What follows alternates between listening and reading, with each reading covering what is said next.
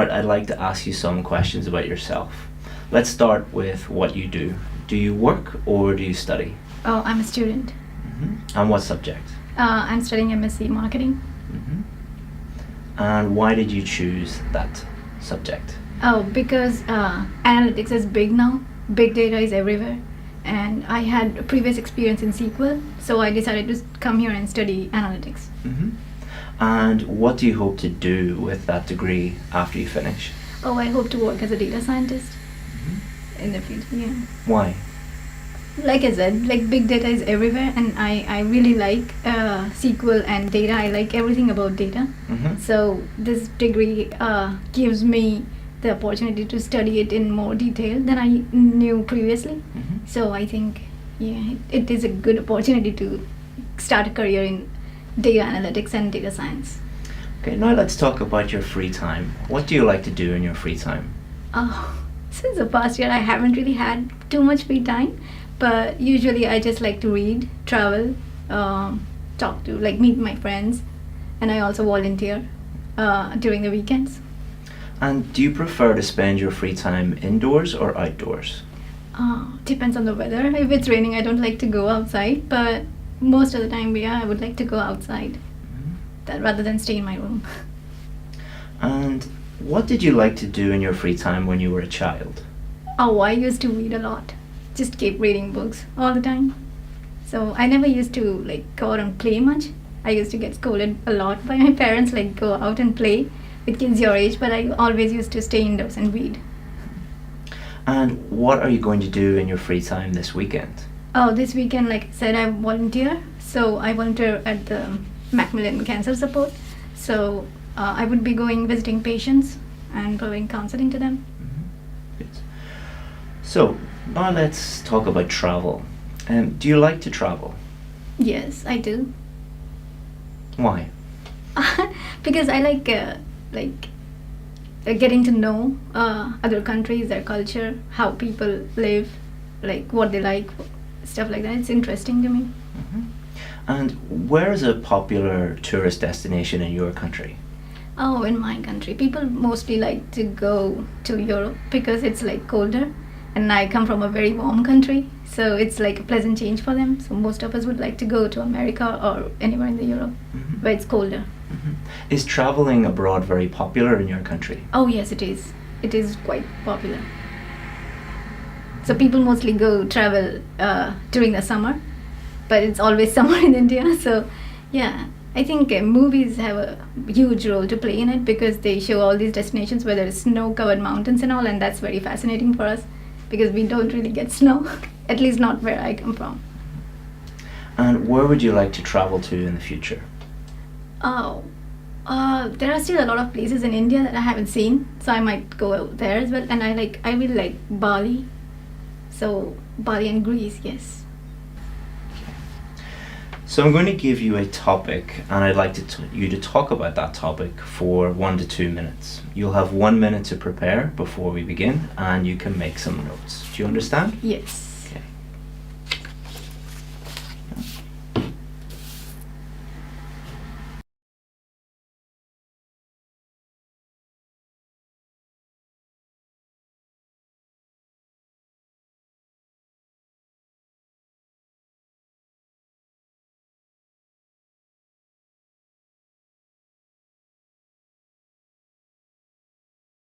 Okay, let's begin.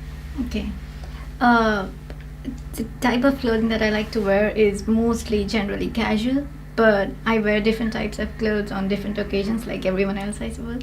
So, like, regardless of the weather, in India we have a lot of festivals. So, usually I do like to wear casual clothes, but like just a jeans and a t-shirt. But like on occasions, on festive occasions, I wear like traditional Indian clothes, and I get them specifically made because they like you can't really buy like traditional Indian clothes in the malls and all. But I do get them made, tailor made for me, and because then you can choose your own style, your designs, or a lot of like stuff like that. So yeah, when you go to a temple, I wear like pure simple clothes because that is the tradition. So that that makes me feel like really peaceful and calm, because most of the time you wear like simple clothing when you go to a temple, so it makes me feel calm when I wear those clothes. And during festivals, when I wear like those traditional Indian clothes, it makes me happy, because it's like a festival I've been celebrating since I was a kid. So during Diwali and Holi and all, yes, in Holi I wear like everyone wears white clothes because they throw colors on you. So you get like, you go out with a white cloth, and then when you come back it's like all colorful. So different clothes for different occasions, I suppose. Here I have been wearing a lot of warm clothes, and that makes me feel really really warm. Yeah. And I buy clothes from different stores, I suppose, depending on what kind of clothes I want. And oh my god. So yeah. And when I go for an interview, I mostly dress in formals, so that makes me feel very confident and that I'm prepared. Excellent.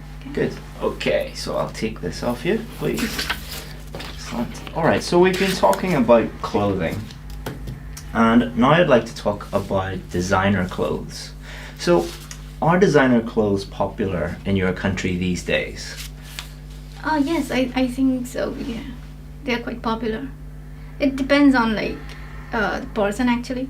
Like people, designer clothes are usually very expensive. So only a people of certain socioeconomic class can buy those clothes. So they are popular in certain segments of the society. Yes. And why do you think people buy designer clothes? Oh, I think because it has a social status attached to it. So when you're buying, like when you're wearing a specific label, the people recognize it, and then it shows like what kind of class you belong to, and it is a huge thing in India, I think. So I think it's because of that. It shows like you are from a different class of society, and it shows your affluence, I think. You can flaunt your affluence that way. Maybe that. So now let's talk about working clothes. Do you think you can judge someone based on the kind of clothes they are wearing at work? I personally don't, but I think there is a certain image attached to what you're wearing, and people build up perspectives about how someone is based on what they're wearing, I think. But personally, I don't. And should people be forced to wear certain clothes in work? Well, they shouldn't be forced, but I think ever since like we were young, we are told to wear certain clothes in certain settings because it's appropriate. So in schools we wear uniforms, and we are trained that way. When we go to a temple, we have a certain set of clothes. When we have festivals, we have a certain set of clothes. So I think when we are trained to dress in a certain way in a certain setting, you get used to it. So I don't think it's like people are forcing you to wear like formal clothes in an office setting. But it's a tricky one. Well, I don't think someone should be forced, but as individuals, we should be aware enough of what not to wear in an official setting. So we should make that decision by ourselves, so you don't feel like you're forced to do it. And how have work clothes changed in the last couple of decades? I think it has become less formal now in a lot of settings. Like I think companies like Google have made it really popular to where like engineers, they're like smartest of people, they just go to office wearing casual clothes, just in a t-shirt and jeans, which is very casual. And they lay more importance on your work ethic, like how you work and how much you contribute, rather than what you wear.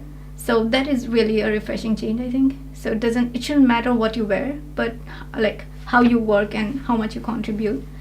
So I think times are changing and people are really getting more relaxed about what you wear. Okay, that's the end of the test. Well done. Thank you. So the speaking test has 4 criteria. So pronunciation is number 1. Then we have lexical resource, which is just another way of saying vocabulary. And then we have grammatical range and accuracy, so let's just call that grammar. And then we have fluency and coherence. Okay, So let's start off with pronunciation. So I could understand 100% of what you were saying, which is very, very important. If the examiner couldn't understand 100% of what you were saying, then they probably would give you at least a 6 or below for pronunciation. But I could understand 100% of what you were saying. You do have a tiny little bit of, we call accent interference, but that didn't stop me actually understanding what you said at any time. It was very, very easy to understand what you were saying. Now we'd also think about higher level pronunciation features, things like intonation, sentence stress, word stress, connected speech, and you're actually at a very high level in terms of the higher level pronunciation features.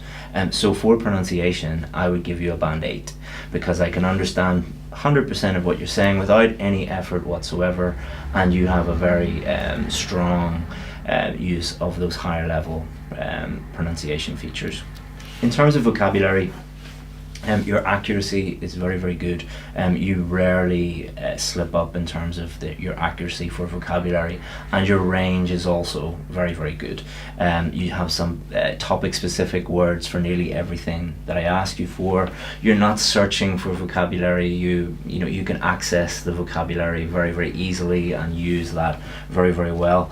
I think for you, if you were to do the IELTS test again, I would encourage you during your preparation to take some more chances with vocabulary and maybe show how broad your vocabulary actually is, because I think your vocabulary is much, much broader than what you actually showed there today.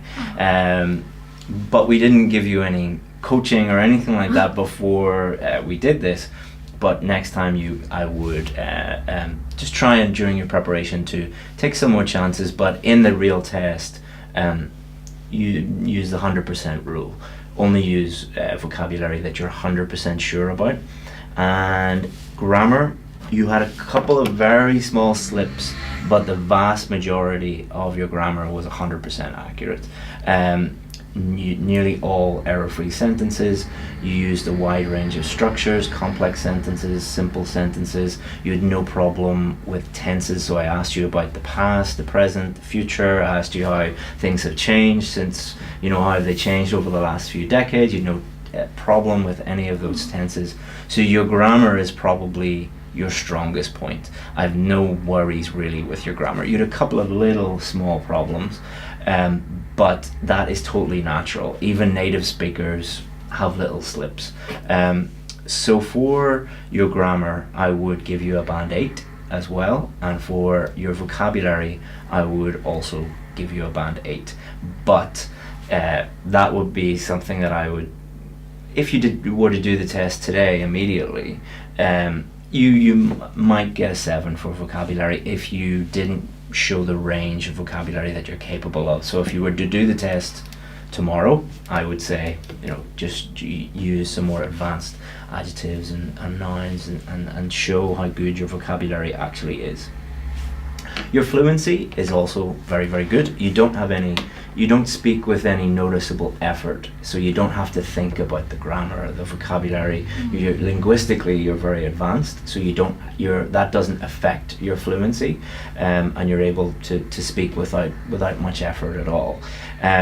However, the one thing that I would say is your not your weakness, but this is something that many advanced students like you are not aware of, is that you need to develop your answers as much as you can, especially for part 3. So part 1, they're just normal everyday questions about yourself, but you were giving sometimes one word or just a few word answers. So I often had to say, like, why is this? So I said, what are you studying? And you just said, I'm studying this. Why do you like that? So if we were having a normal conversation, no problem, because that's totally normal to say that. But remember, you're in a test and the examiner has to judge your pronunciation, your vocabulary, your grammar, your fluency. So just one word answers, they don't have enough data to go on, really. They teach us differently in India then. They teach you differently? Yeah, what do they say? Because I have a tendency to just go on until they stop me, because that's what I saw on YouTube videos. But then they told me, like, just answer the question, don't go off on a tangent. Yeah. So I just stick to that. I think that's a few different things. So one, going off on a tangent, you shouldn't do that, because that you're going to lower your score for coherence. And because coherence is, did the answer make sense? So if I ask you about clothing and you start to talk about your favorite music, that's a problem. What your Indian teacher was probably referring to might have been that, but it could also be that certain students just talk on and on and on and on as much as possible. And in part one, I know this is frustrating advice, but not too short, not too long. So what does that mean? So too long, the problem with that is the examiner has to ask you a range of different questions, so they will keep stopping you. And often students will be like, oh, what did I do? Did I do something wrong? And they will get very flustered. So a good teacher should not tell you, just keep talking on and on and on and on, especially for part one. So a good way to answer part one questions is answer the question and then give a little bit more detail or an example or an explanation, just a little bit more information for the examiner to judge your answer on and understand your answer fully for that question. So I don't like giving exact number of sentences, because then people are thinking about number of words and number of sentences. But you know, for example, what do you study in university? I like to study data science, or I like to study business because, and then explain why you like it. Or what would you like to do in the future? I would like to be a data scientist because I really blah blah, you know, you like this, you like that. Or I would love to work for Google because my brother works for Google, or something like that, you know, a real example. Part two, you did very, very well in terms of coherence, because you spoke for the full 2 minutes, and you had a little slip at the end, but that's no big deal. The examiner is not judging you on one little slip, they're judging you on your whole performance, and you did very, very well for part two. Part three is the part where you really do need to develop your answers, because part one is just questions about you, whereas part three are more abstract questions about ideas in general. So I didn't ask you, you know, what are your favorite clothes? I asked you, why do people buy designer clothes? Like a more abstract question. So that requires you to answer the question and then develop your answer, provide reasons for your answer, provide explanations, and then you could also develop by giving some examples. So one way you could immediately improve your coherence would be to throw in some examples in there. So for example, let me have a look at the question that we asked you. Let me give you, got it here somewhere. So the last question was, how have work clothes changed in the last few decades? And you talked about Google, and that was really good. You could also maybe talked about 20 years ago, what were software development companies or tech companies like? Should people be forced to wear certain clothes? You maybe could say, you know, someone working as a police officer, yes, or someone, you know, you're not being judged on the content. You're being judged on how you say it. You're, as I said, fluency, pronunciation, grammar, vocabulary. It's not, the content is not important, but coherence is important, developing the answer, especially for part three. So I think if I was to give you any advice, that would be the main thing to work on, would be the coherence. Part one, give a little bit more information, and then part three, fully explain it, give some examples. And you can also answer them by saying, well, some people would think, yes, people should be forced to wear clothes, and this is why they would think this, and here's an example of this, for example, police. Whereas other people who work in the tech industry would say, absolutely not, you can wear anything you want, but I think personally this, you know. So so you can really develop it by looking at things from different angles. But the difficult things for most students are pronunciation, grammar and vocabulary. You don't have any real issues with those whatsoever. They take a very long time to improve. Fluency can take a long time to improve, no problems there. Coherence, you can improve it in a day. So you would be, I think that you could do even better than the last time you did the test, which you got a band 8, I think with a little bit of practice, you could do even better. All right. Thank you. Do you have any questions? Mm. Well done.